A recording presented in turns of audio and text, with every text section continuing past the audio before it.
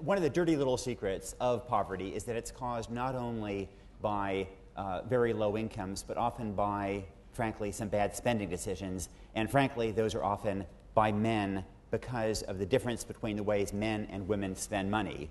And it came home to me when I would interview time and again people whose children had just died of malaria, and you would ask them why they didn't have a bed net, and they would say they didn't have money, and it's entirely true. But then you'd ask where the husband was, and he was out at the bar and going maybe 3 times a week, spending $1 each time. And over, there's evidence that women are much more likely, when they get income, to spend money on education and on starting businesses.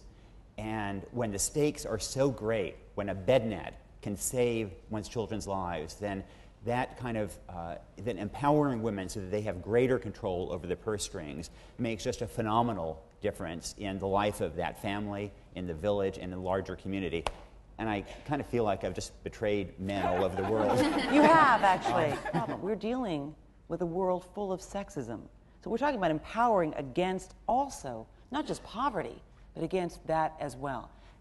Who wants to take that? Well, you know, I think you start where you are and you grow from that. And I think what we've seen is that, in fact, men do change as women change. And, you know, you can give a woman a small loan, she can start a business, her family changes, and the value that she has for her family also changes. So we will, you know, I can think of examples where women have said, I've asked women, well, do your husbands resent the fact that you are now making money and that you have a different sense of self? And they say, no, in fact, our husbands feel differently about us because we bring value to the family now. Women and girls benefit, but so do men and boys, and that's how you start changing society. Then how do you not get overwhelmed? I mean, to be honest with you, when you're talking about all this, you're talking about a revolution in how a family, how a man and a woman look at each other, look at their jobs. How do you not get overwhelmed when you look at the tragedies of this world and the hope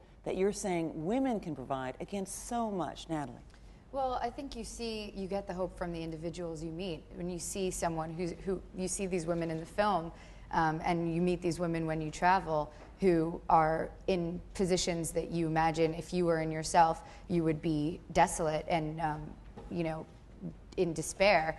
And to see their hope and their energy and their agency and their desire to have authorship over their own futures gives you hope that it can be a wider phenomenon. Well, it makes me think of our women's movement that we had here, which wasn't very long ago, really. And it really took women supporting other women to help give them that leg up. And you do see in the tiniest villages, you will see women like these 3 women. You will always see some strong force, and then you come back another time and there's 2 or 3 more. And it's like a slow building. It's a long-term thing to make these kinds of changes. It certainly doesn't happen overnight, but we've seen it happen here, and we even have a ways to go still. It's something that we can, because we've experienced it, I think, help support and encourage people that it is a possibility that it can happen, but we need to support other communities. We need to support other women in other countries because it's a global community. It truly is. It has to be. How can women help when we're looking at the added struggle of violence and war in this world?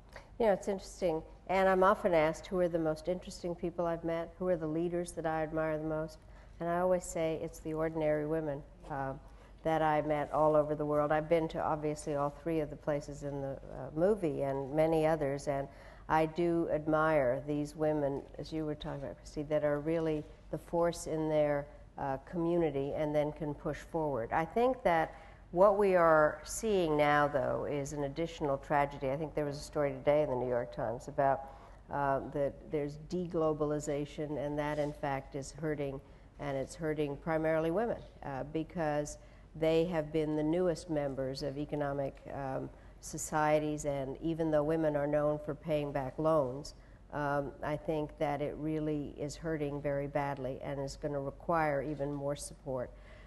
There are more poor people were added to the world. I think they just gave 53 million, I think they just said, and most of those are women. And I do think women have to help other women. My saying is there's a special place in hell for women who don't help each other. So I think that we have a real responsibility.